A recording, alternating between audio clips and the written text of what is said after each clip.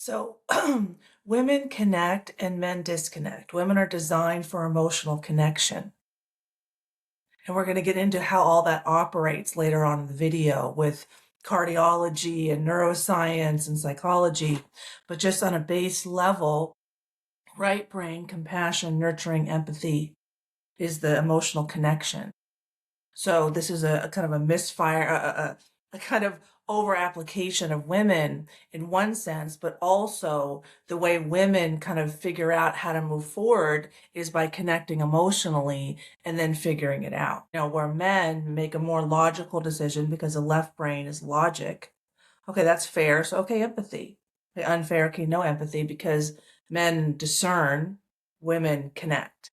So, and that's who we are biologically, and it's in our neurological systems. Like they've done neurological scans where it takes women about 10 to 20 times longer, depending on the topic, to go from the back of their brain when they see a new problem to make all the connections here for it to come out the executive functioning in the front of the brain, where men go right from the back to the front. That is why, from a neurological perspective, men are physiologically designed to make those quick decisions, and their nervous system is less robust than women, more fragile, so they can make that quicker decision. They can brake quicker for the kind of protective response. It's who we are biologically. So we can't interchanging men and women for the same job and expect them to perceive and kind of respond in the identical way is lack of understanding of who men are and who women are physiologically. See, like, Indicated. I'm gonna, she's obviously a scientist, but why is one normal and one not? Why can't we differentiate? Women respond normally in this way and men respond normally in the opposite way. We're here as complementary beings, not to be the same. But she's not even going to that level of complexity, which kind of keeps us in this argument of men versus women, where have we gotten with that, right? We've gotten population collapse with that. That's where we've gotten with that.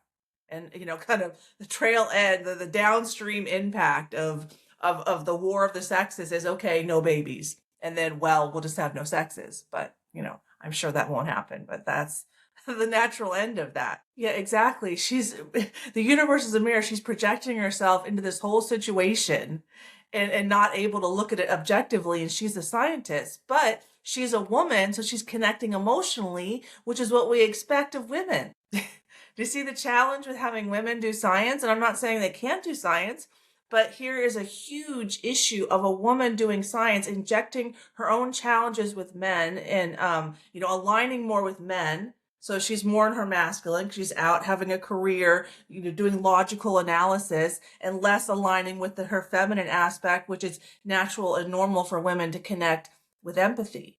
Because emotions connect. Our souls, our energy bodies, communicate out through our hearts, as we'll learn later on today. And then there's the connection through the emotions. It's fascinating. Okay, I'm going to link it below because we're going to get into a lot of stuff. But just the fact that she was shocked that they didn't lead with, they were talking about gender differences, is a shock. But there's a lot of evidence showing that there are these differences between men and women. And so when we put women in these roles where they're, not, doesn't produce the healthiest outcome, when we ask women to be in their left brain all day long in our careers, then that's our masculine. Then we overproduce testosterone. Then we don't, then we're not have a healthy access to our femininity. That was me most of my life. Now that I spend 90% of the day in my right brain, I'm in and out of enlightenment all the time. Enlightenment's an emotion. I've expanded my emotional range. I've stopped my anxiety. I'm a happy, healthy woman. But when I was in my masculine, I was kind of fighting myself all the time, asking myself to be just like a man. But physiologically, I'm a woman.